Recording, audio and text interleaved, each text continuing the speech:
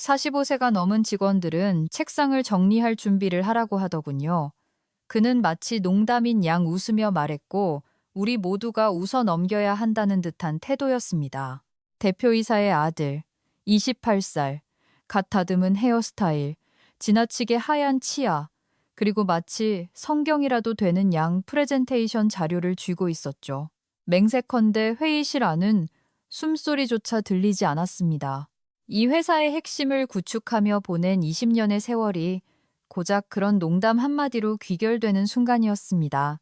비웃음과 파워포인트 한 줄. 제 이름은 김은수, 루민테크의 수석 시스템 아키텍트입니다. 아니, 앞으로 사시간을 어떻게 계산하느냐에 따라 옅던 사람이 될 수도 있겠죠. 박지훈 상무는 이전 슬라이드로 돌아가 클릭했습니다. 전략적 인력 재배치, 연봉 밴드 조정, 효율성 곡선. 그는 나이라는 단어는 한 번도 꺼내지 않았습니다. 굳이 그럴 필요가 없었으니까요. 강조된 고액 연봉자의 80%가 PC통신 시절을 기억하는 사람들이었거든요. 그는 계속해서 속도를 강조했습니다. 시리즈 C 투자 유치를 위한 외관, 린 아키텍처. 마치 인건비를 깎는 것이 혁신인 것처럼 말이죠. 솔직히 웃음이 터질 뻔했습니다. 웃겨서가 아니라 너무 허술해서였죠. 저는 손을 들었습니다. 차분하게, 지나칠 정도로 차분하게요. 외부 법무법인이 근로기준법상 연령차별금지 조항에 따른 위험 노출을 검토했습니까? 몇몇 사람들이 의자에서 자세를 고쳐 앉았습니다. 유리병 너머 휴게실 자판기에서 나는 믹스커피 탄 냄새가 희미하게 났습니다. 박상무는 눈 하나 깜짝하지 않았습니다. 법무팀에서 위험 등급 메모를 전달했고 저는 효율성을 위해 최적화하기로 결정했습니다. 당연히 그렇게 말하겠죠. 저는 고개를 끄덕였습니다. 그리고 시간을 적었습니다. 오전 9시 14분. 모든 것을 잃기 직전인 사람만이 유일하게 필기하고 있다는 사실 눈치채신 적 있나요? 그는 다음으로 넘어갔습니다. 더 많은 슬라이드, 속도, 시장, 포지셔닝. 그는 마치 자신이 어른이 되는 법이라도 발명한 것처럼 자랑스러워 보였습니다. 저는 반박하지 않았습니다. 누구를 변호하지도 않았죠. 사람들은 그 점을 의아해했습니다. 제가 폭발할 거라 생각했겠죠. 하지만 저는 폭발하지 않습니다. 저는 기록할 뿐입니다. 저는 노트북을 열어 인사팀에 이메일을 보냈습니다. 오후 50으로 해고 효력 발생 및 자문 역할 즉시 중단 확인 요청. 그리고 이사회 전체 메일링 리스트로 이메일을 하나 더 보냈습니다. 짧게 썼습니다. 최종 서명된 정책과 투자자 자료에 사용된 핵심 엔진 소유권 관련 문구를 확인해 주십시오. 이건 박상무를 위한 게 아니었습니다. 그는 계속 속도에 대해 떠들고 있었으니까요. 제 머릿속에는 오직 한 가지 생각뿐이었습니다.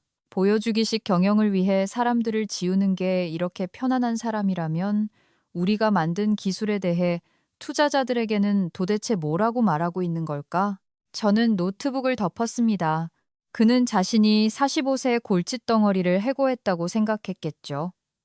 하지만 자신이 그 외에 무엇을 작동시켰는지는 몰랐을 겁니다. 그는 저를 단순히 인건비 항목으로만 생각했습니다. 그게 저를 거의 웃게 만들 뻔한 부분입니다. 6년 전 루민테크는 피를 흘리고 있었습니다. 마이그레이션 실패, 고객들은 떠나겠다고 협박했죠. 우리는 계약갱신을 2번만 더 놓치면 문을 닫아야 할 판이었습니다. 그때 저는 정규직도 아니었습니다. 이혼 후 한 발 물러나 있던 상태였죠. 집안도 엉망이었고 일도 혼란스러웠으니까요. 그래서 저는 제 개인 법인인 ES 리서치를 통해 프리랜서 계약자로 신분을 변경하고 모든 업무를 처리했습니다. 그게 더와 깔끔했으니까요. 박상무는 그때 회사에 있지도 않았습니다. 아마 어디선가 혁신에 대한 글이나 SNS에 올리고 있었겠죠. 지금 루민테크를 지탱하는 엔진, 적응형 스케줄링. 그건 제 것이었습니다. 제 부엌 식탁에서 만든 겁니다. 밤샘 코딩, 타버린 커피, 낡은 선풍기가 목숨을 걸고 돌아가던 그 소리가 아직도 생생합니다. 회사는 그걸 살 돈이 없었습니다. 그땐 그랬죠. 그래서 우리는 라이선스 계약을 맺었습니다. 독점적이고 갱신 가능하며 공정한, 하지만 소유권은 이전하지 않는 계약이요. 거기엔 차이가 있고 그 차이는 바로 종이 한 장입니다. 그날 밤 저는 서랍에서 그 계약서를 꺼냈습니다. 드라마틱한 순간은 아니었습니다. 그저 소파에 앉아 오래된 PDF 파일을 스크롤하고 있었죠. 제1조 라이선스는 본인이 기술 고문으로 활동하는 동안 유효하다. 제2조 자금 조달이나 매각 문서에서 소유권에 대한 중대한 허위 사실이 있을 경우 72시간의 규정 준수 검토가 발동된다. 제3조 검토 기간 동안 엔진은 다음 프로덕션 배포 시 제한 모드로 전환된다. 킬 스위치도 사보타주도 아닌 규정 준수를 위한 안전장치였죠. 진짜를 만들면 지켜야 합니다. 그건 편집증이 아닙니다. 그게 어른의 방식이죠. 저는 지난주 박상무가 배포한 최신 투자자 프레젠테이션을 열었습니다. 12페이지, 완전한 독자 보유 핵심 엔진. 저는 의자에 등을 기대었습니다. 기술적으로 거짓말은 아닙니다. 하지만 기술적으로 깨끗하지도 않았죠. 저는 제 오랜 자문 변호사인 최 변호사에게 전화를 걸었습니다. 그는 신호가 3번 울리자마자 전화를 받았습니다. 제가 한 라이브 방송 보셨죠? 제가 말했습니다. 침묵. 그리고 그가 입을 열었습니다. 규정 준수 감사 기간을 발동하시려는 겁니까? 라이선스 검토를 준비하겠습니다. 그는 천천히 숨을 내쉬었습니다. 그게 윈도우 기간을 트리거한다는 거 아시죠? 알아요. 정말 원하십니까? 아니요. 저는 정확성을 원합니다. 또다시 침묵. 이사회와 법무팀 수신으로만 진행하겠습니다. 박상무는 제외하고요. 네, 박상무는 빼고요. 최 변호사는 반대하지 않았습니다. 통지서를 작성하겠습니다. 전화를 끊고 아까 보낸 마지막 자문 이메일의 타임스탬프를 확인했습니다. 오후 5시. 그때부터 시계가 돌아가기 시작했습니다. 72시간. 3일째 되는 날은 그들의 데모를 위한 프로덕션 빌드 배포일과 정확히 겹쳤습니다. 제가 날짜를 잡은 게 아닙니다. 그들이 잡았죠. 저는 천천히 짐을 쌌습니다. 감상적인 건 아니었습니다.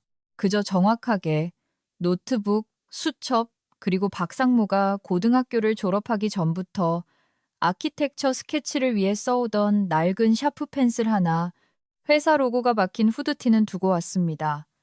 제 처형식에서 기념품을 챙기고 싶진 않았거든요. 송별회도 어색한 케이크 커팅도 없었습니다. 몇몇 사람들이 제 책상 근처를 서성이며 슬랙 메시지를 확인하는 척했습니다. 저는 그들의 불편함을 덜어주지 않았습니다.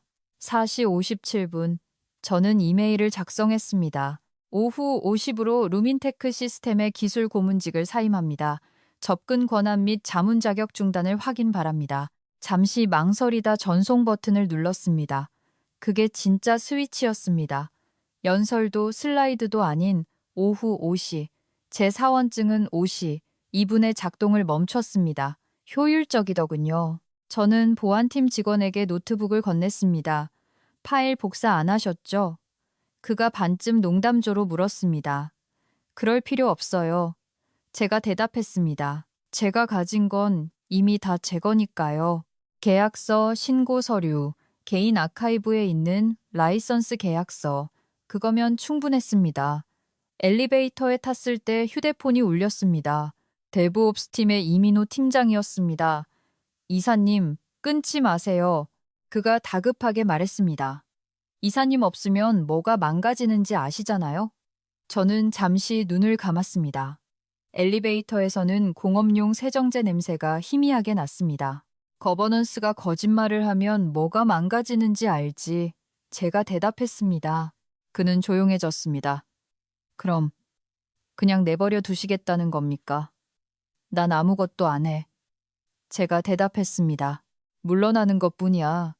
생각보다 차갑게 들렸습니다. 그런 제 말투가 싫더군요. 밖으로 나오니 한강에서 불어오는 바람이 코트 속까지 파고들었습니다. 집에 있는 노트북에는 은수 시스템 자문이라는 사업 계획서 초안이 저장되어 있었습니다. 작고 깨끗하고 사내 정치 없는 회사. 하지만 이제는 확신할 수 없었습니다. 오후 5시는 단순히 제 일자리가 끝난 시간이 아니었으니까요. 시계가 돌아가기 시작했습니다. 회사는 무너지지 않았습니다. 축 늘어졌죠. 그게 더 최악입니다. 제가 떠난 지 이틀 후 이 팀장이 문자를 보냈습니다. API 지연 시간 급증, 프로덕션 회귀 오류 17% 도달, 유효성 검사 우회로 인해 버그가 코어로 유입됨, QA팀은 패닉 상태임. 저는 바로 답장하지 않았습니다. 저는 그저 메시지가 먼저 깜빡일 때까지 쳐다보기만 했습니다. 또 다른 메시지가 왔습니다. 속도를 위해 심층 검증을 선택 사항으로 변경함. 당연히 그랬겠죠. 머릿속에서 박상무의 목소리가 들렸습니다.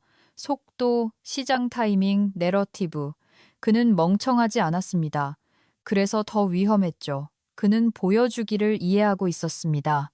투자자들은 안정적인 시스템에 투자하지 않습니다. 성장 스토리에 투자하죠. 저는 최 변호사에게 전화했습니다. 그들이 벌써 검증 단계를 건너뛰고 있어요. 제가 말했습니다.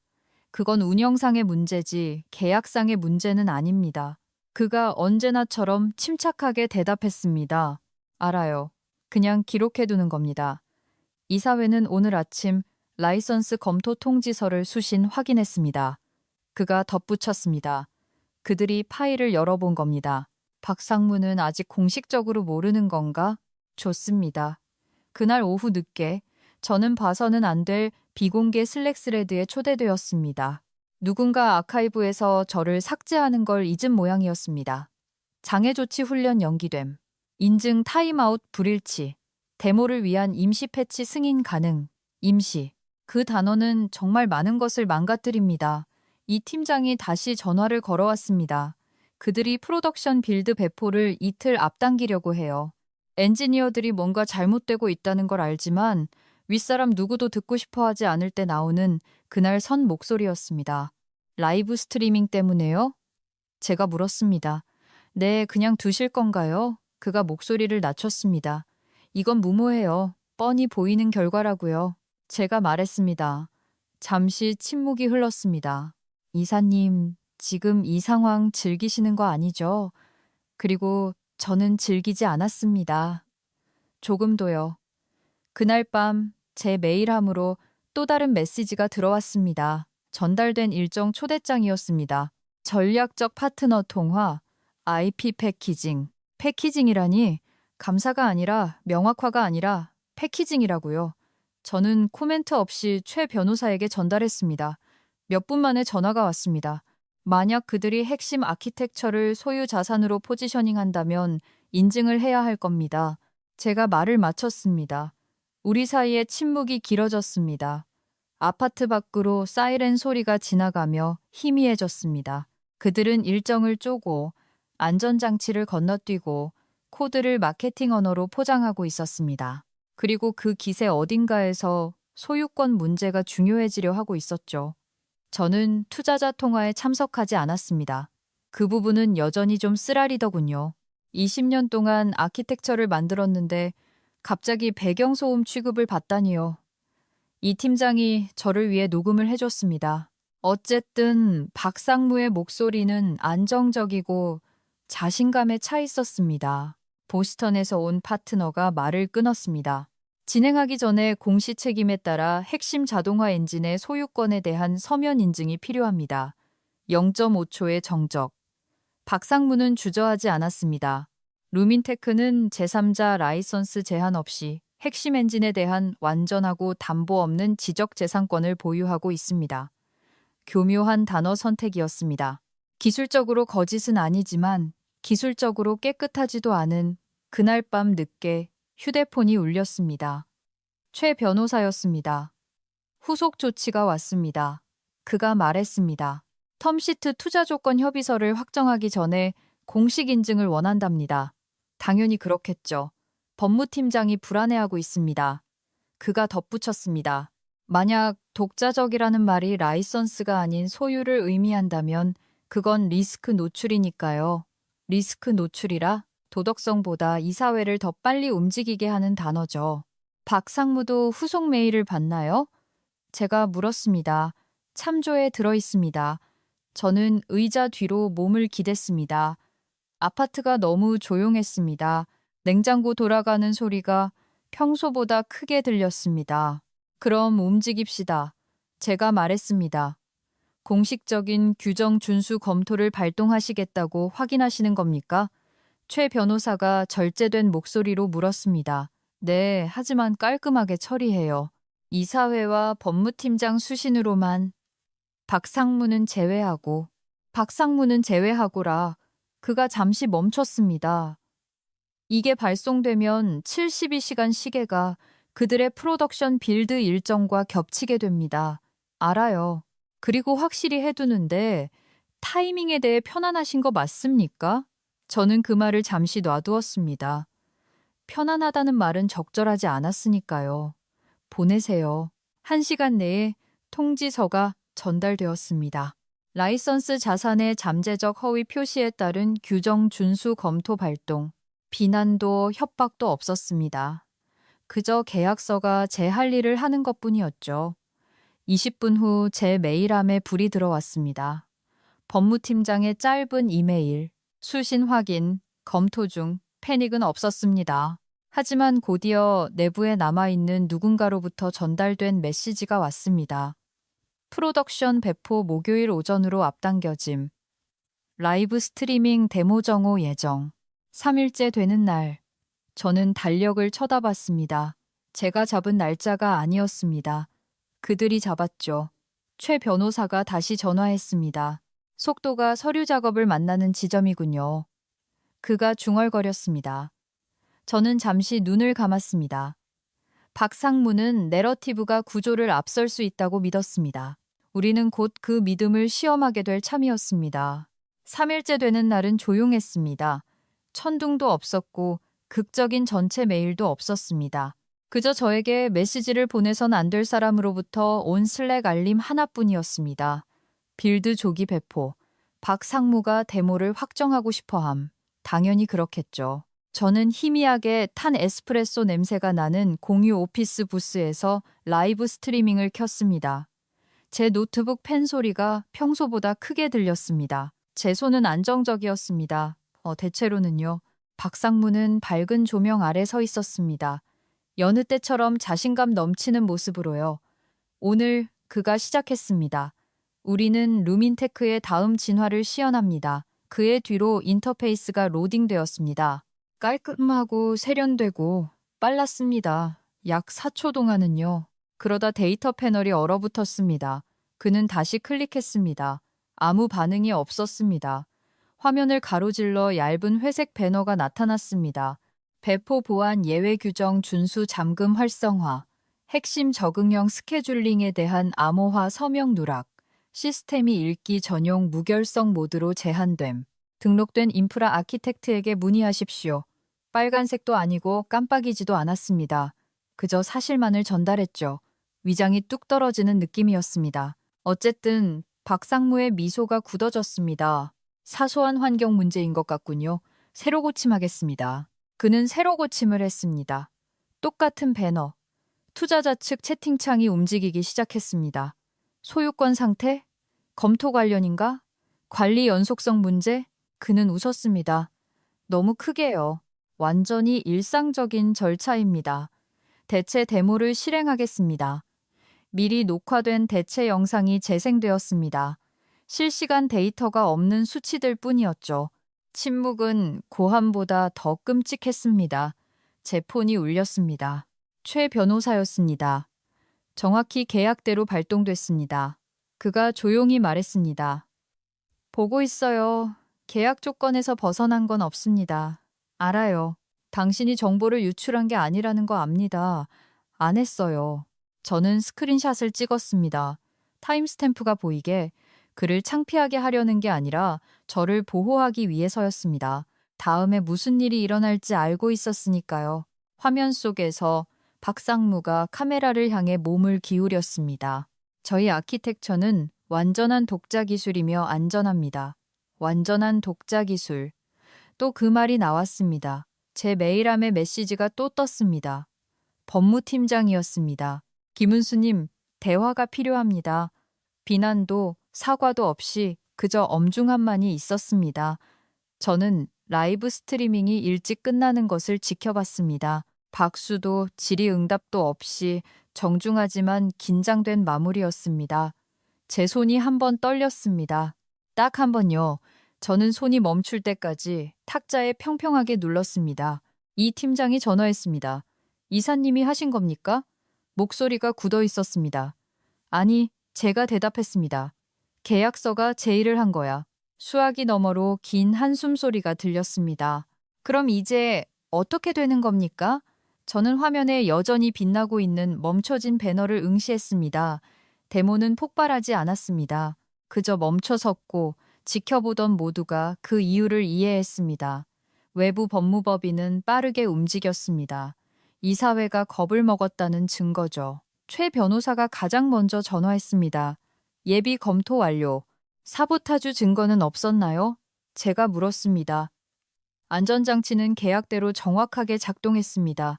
저는 저도 모르게 참고 있던 숨을 내쉬었습니다. 문제는 그가 계속했습니다. 공시, 언어, 그리고 거버넌스 절차 생략입니다. 번역하자면 박상무의 지름길이 이제 모두의 법적 책임이 되었다는 뜻이죠.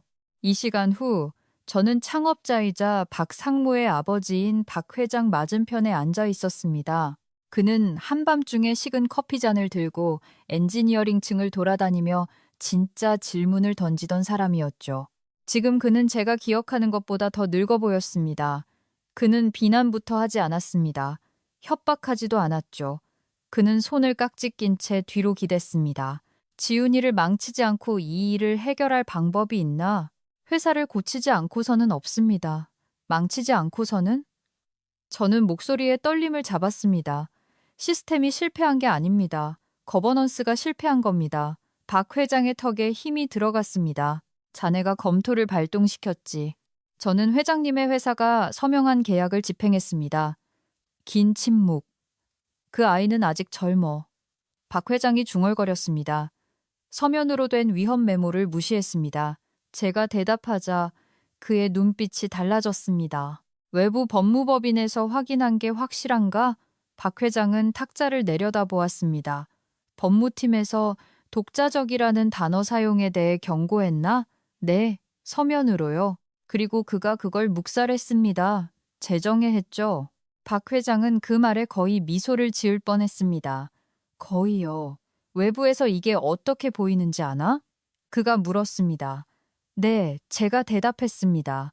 허위 사실 유포로 보입니다. 다시 침묵. 무거운 침묵이었습니다. 마침내 그가 숨을 내쉬었습니다. 만약 이사회가 정직 처분을 추진한다면 그건 거버넌스 차원의 결정일세. 제가 부드럽게 말을 잘랐습니다. 개인적인 결정이 아니라요. 그가 눈을 들었습니다. 그 아이가 파멸하는 걸 원치 않는군. 저는 책임을 원합니다. 그는 천천히 고개를 끄덕였습니다. 동의는 아니었습니다. 아직은요. 그저 인식했을 뿐입니다. 이제 이건 보여주기식의 문제가 아니었으니까요. 법적 책임의 문제였고 핏줄이라도 회사를 그 책임에서 보호해주지는 못합니다. 이사회 회의실에서는 항상 레몬 광택제와 스트레스 냄새가 희미하게 납니다. 그날은 스트레스 냄새가 더 짙었습니다.